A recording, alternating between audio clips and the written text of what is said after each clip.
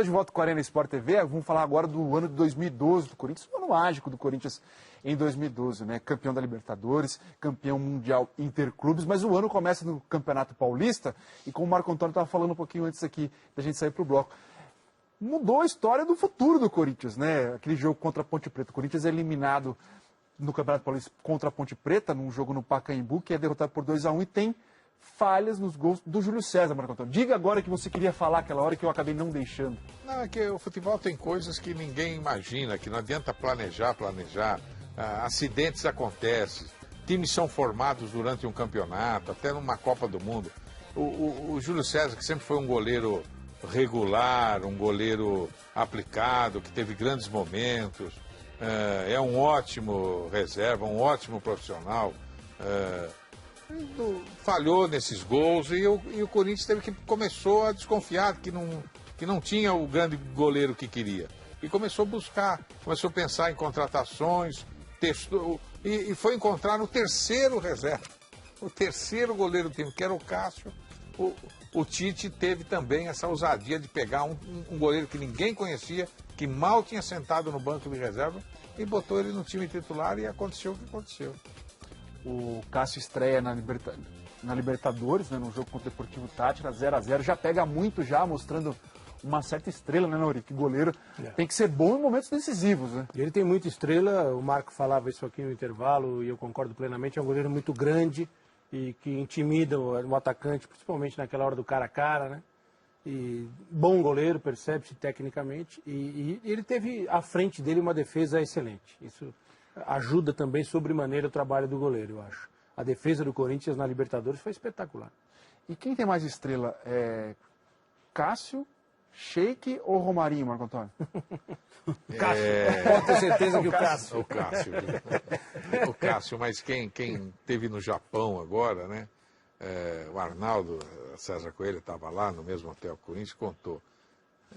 Acorda cedinho, 6 horas da manhã, questão de fuso, passa na academia do hotel, quem está treinando? O treino vai ser 10 da manhã, quem está às 7 da manhã treinando? O Cássio. Ele falou que eu sou grande, sou muito grande, eu tenho que ter agilidade. Se eu não treinar todo dia, se eu não entrar em forma, se eu não fizer exercício aeróbico, eu não vou estar fininho, eu não vou ter o reflexo. Quer dizer, quanto mais trabalha, mais sorte tem, viu? Esse trabalho ajuda a ter sorte, né? Vamos ver imagens aí da conquista corintiana na Libertadores, que acaba com peso, né, Zenon? De uma torcida, até dos próprios jogadores. Cada jogador que passa no Corinthians e não ganhava a Libertadores ficava marcado pela torcida. Com certeza, com certeza. Esse era um sonho de consumo, né? Não só dos jogadores, como principalmente dos torcedores, né? E o Corinthians se entregou muito nessa Libertadores. Ganhou jogos complicadíssimos, jogos que pareciam que o time não ia alcançar a vitória, mas em fração de segundo ele conseguia buscar o resultado. Então, como falou o Marco Noriega, a força do conjunto foi o que fez a diferença para o Corinthians buscar as vitórias mais difíceis. Nori, você acha que esse time era, por ser uma força de time, de conjunto, o time vivia uma voltagem, uma pilha diferente do que o torcedor que estava na arquibancada nessas Libertadores? Eu acho que o time do Corinthians tinha uma confiança incrível na sua capacidade, que essa confiança jamais se transformou em soberba, em excesso de confiança. O Corinthians sabia que era muito forte, o Corinthians sabia que era um time que dificilmente perderia para alguém, como não perdeu para ninguém na Libertadores, e acho que isso foi levantando sempre no limite certo, né? Sem passar no excesso de achar que vai ganhar de qualquer jeito, que pode ganhar em qualquer circunstância. Eu acho que esse foi o grande mérito desse time, tanto na Libertadores, como no Campeonato Brasileiro, na manutenção do espírito, né? O Corinthians em nenhum momento ele tirou o pé do Campeonato Brasileiro. Pode-se falar, o Corinthians não jogou a sério. Ele tinha uma limitação, ele percebeu que em algum momento do campeonato ele não conseguiria mais ser campeão, mas foi um time que jogou sempre sério, o campeonato todo. Sempre sério. Alguns grandes jogos, outros jogos mais ou menos, mas sempre muito difícil de perder. E a preparação, eu ressalto mais uma vez, a preparação física do Corinthians, um negócio espetacular. A maneira como o Corinthians chegou para jogar o Campeonato Mundial em final de temporada, contra um time que está no meio da temporada. Um futebol muito mais rápido do que o nosso, que é o futebol inglês. Jogadores muito mais fortes, o trabalho de musculação na Europa é completamente diferente. Eu acho que o Corinthians igualou nisso, com essa confiança, com a estrela que teve, a capacidade física, capacidade muscular. Acho que tudo isso contribuiu para a conquista. Você vê que um sucesso acaba puxando o outro. Se o Corinthians não viesse de títulos, ganhou brasileiro, a torcida não aceitaria o time privilegiando a Libertadores, nem privilegiando depois o Mundial. Como você vem ganhando, você tem títulos... O ambiente era propício para fazer isso. O ambiente era propício, a torcida aceitou que o Corinthians fez grande parte do brasileiro como treinamento para essa final. Não precisa ser campeão, nós queremos aquele título lá, nós queremos a Libertadores. Então o Corinthians criou esse ambiente. Agora, se fosse um time que não viesse conquistando os títulos, ele não conseguiria, a pressão para ganhar todo o jogo é muito grande. O Corinthians pôde se programar para a Libertadores como nunca se programou e pôde se programar para essa disputa do Mundial. Jogou sério, Noriega, em vários jogos, a grande maioria dos jogos, porque era treinamento para valer. O Corinthians sabia que o resultado pouco importava, mas a atuação do time era importante. O Corinthians precisava atuar bem, o Corinthians precisava estar entrosado e fazia dos jogos treinos, mas treinos com muita aplicação. Por isso que chegou bem na final do Mundial. O Corinthians ficou em 6º lugar no Campeonato Brasileiro e fazendo aí um treinamento de luxo, chegando forte no Campeonato Mundial. Agora, a gente vai, claro, para a gente finalizar a história de 2012, tem que terminar com o Campeonato Mundial, né, Zenon? Senão estaríamos fazendo errado. Né? O que é isso? Vamos comemorar também, né? Fale para mim do gol corintiano, a jogada do gol corintiano que deu a vitória contra o Chelsea. Olha, a jogada, na realidade, ela deu errada. E acabou dando certo. Olha bem. Porque na jogada era o Paulinho para definir. Mas tem a ver com 77, né? Eu falei isso ontem.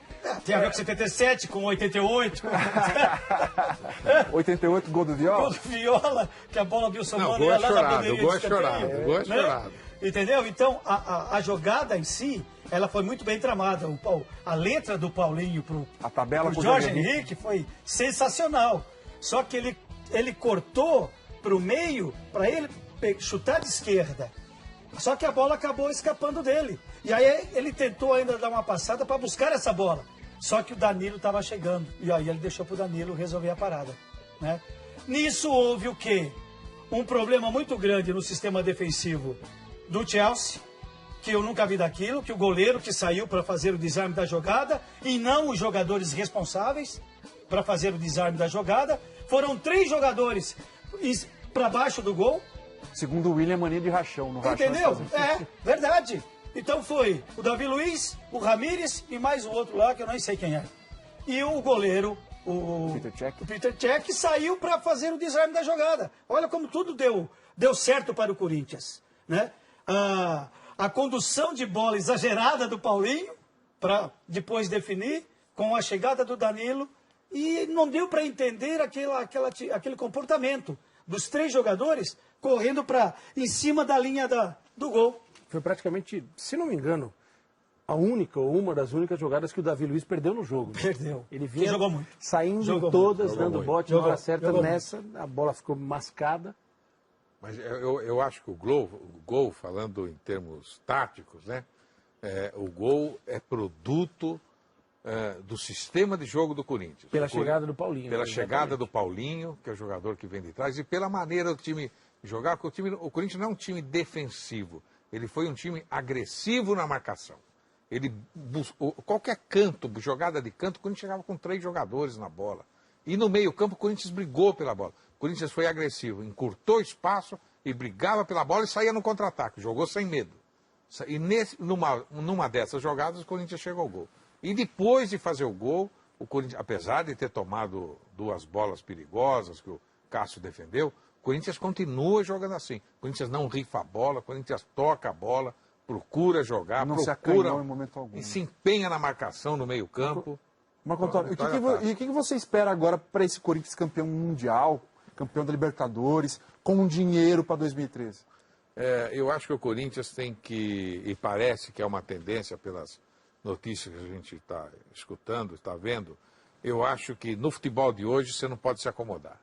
Você tem que renovar elenco, você tem que buscar jogadores, você tem que ter novas atrações para a sua torcida, você tem que criar objetivos para a sua torcida, sabe? Para a roda continuar girando. Então, nessas notícias que estão chegando, né? Fala assim, Alexandre Pato, que está no Milan.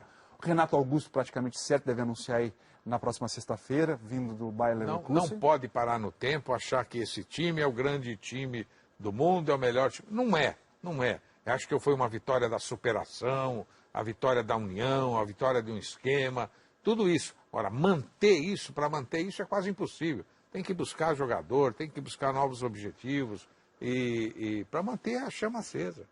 Além do Pato que eu estava falando, Pato, Renato Augusto, confirmaram interesse no Dedé, zagueiro do Vasco da Gama. Tem o Gil, que está jogando no futebol francês. O que você acha desses nomes para o Corinthians, Nori?